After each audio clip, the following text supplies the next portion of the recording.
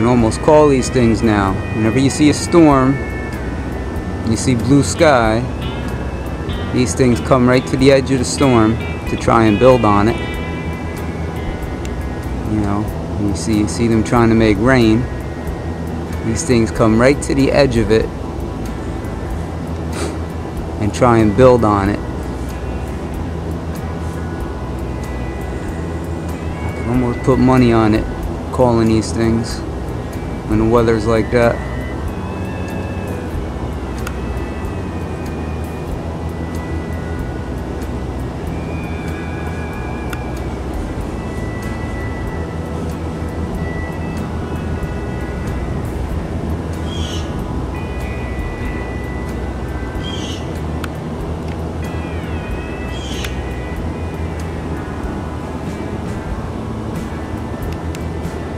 Very nice.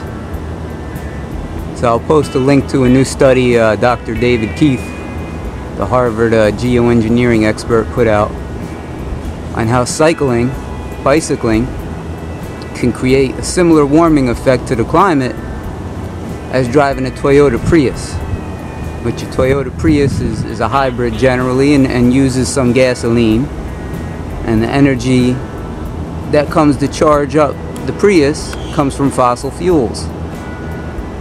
So that is the money being wasted, probably with some of his government grants,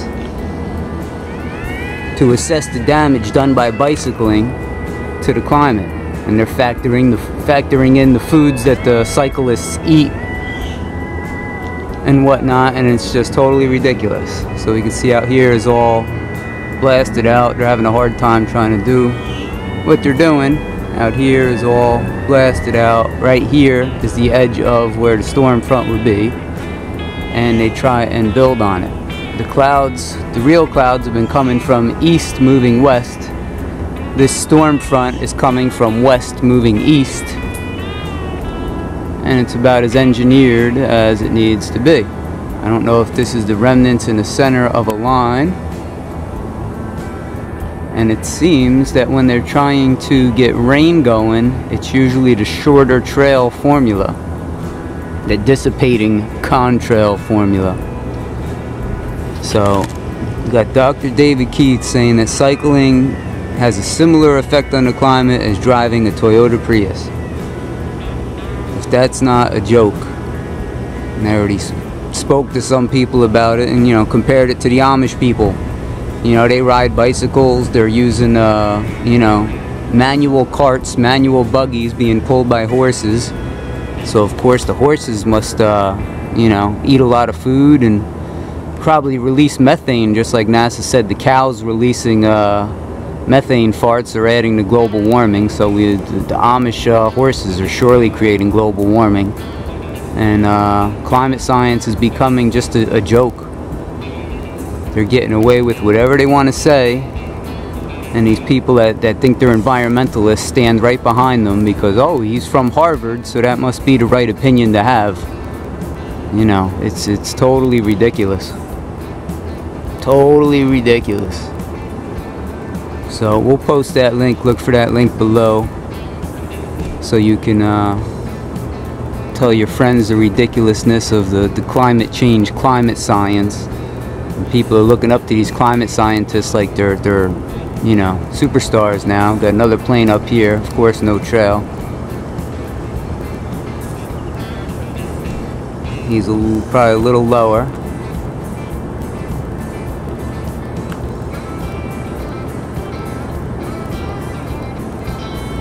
And these people like David Keith are, you know, in charge of likely our atmosphere. And he's admitted that any, you know, mistake or miscalculation in a geoengineering program can spell disaster. So now you know why they're not telling you about it, because they don't want to take, you know, responsibility for a disaster. Just like in China when they talked about doing weather modification, they created, you know, $1 billion worth of damage in a snowstorm. So now they don't talk about it no more. So, you know, you don't assume liability. That's the whole thing.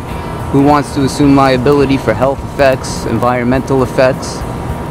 So, keep it all under the carpet, you know, You avoid the liability and the lawsuits so long as you got a bunch of people working for you that'll keep their mouth shut, which is done by fear and threats and, you know, losing your job and, you know, becoming the next Snowden and having to go to Russia. So people are under threat and gag orders and you name it,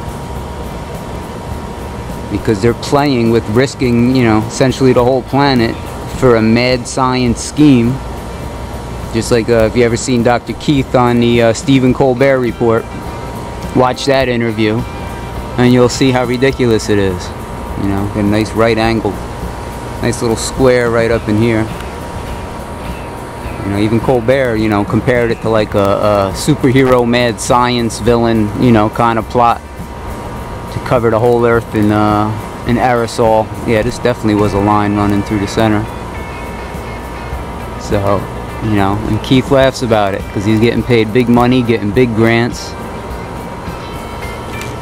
and he stands behind that wall of protection. Well, the regular folks get to breathe this stuff, you know, and not even know that they should be doing things to their system to try and cleanse it or detox or whatnot. So they're not even telling people that. So what a joke. We'll check back in. Yep, getting the sprayers pissed. You can see the only places of blue is over the house. Everything out there is pure white. Pure white, pure white, and just over top we're getting a little blue. Well, out here is all white. So the Oregon hole is trying. We can see they're laying. Oh, look at a fake rainbow. Look at a chemical rainbow right in the center. You gotta love that. I just caught them spraying out this way, as white as it is. We can see the plane here, how white it is against the background of the plane, which don't want to focus. So they're still trying to cover it up. They tried to make rain, they couldn't do it. And you can see the blue poking through. And that stuff out there is just so thick from all the spraying. The puffy clouds there are likely the only thing that's not artificial in the sky. You can see a puffy one up top. And like I said, the puffy clouds are moving from east to west. And the slime, the contrail residue, is moving from west to east. If that sounds so normal to you. This is all residue out here. You can see the darker material is likely the actual clouds, and it's actually moving right in the center there. Contrail material doesn't move, again trapped in the magic mystery layer that somehow allows clouds to be frozen in place. So, I mean, we can see how thick this is. And this little hole is trying to poke through here. Oh, look at that, boy. We got another one. Maybe I'll shut off and refocus on him. You can see him go. Alright, refocused on this guy here. They're trying to fill in that blue hole. Like I said, they can tell where the blue is or where they're missing material, and they'll come and they'll try and fill it in. It's very intelligent. It's very strategic. It's not, you know, coincidence that there's a brand new plane path going this way. You know, the planes don't fly in this direction, but they sure as heck do when they need to fill in a gap. You know, this is just, it's so blatant, it's so repeatable, so consistent every time that you can see when there's an operation going on and a patch of blue opens up, magically a plane comes out of nowhere.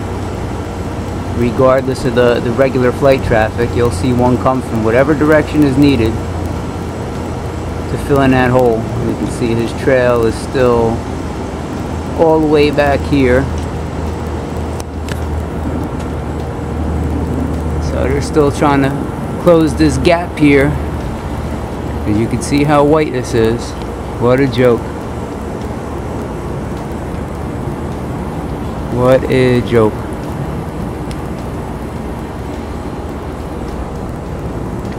They're trying here. Got a small gap over the house still going. The Oregon is trying. You can see how bright the material is back there.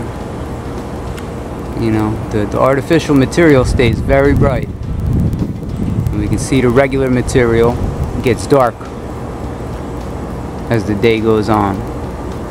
You know, it's different material. That's why this is bright white, and the dark stuff is natural.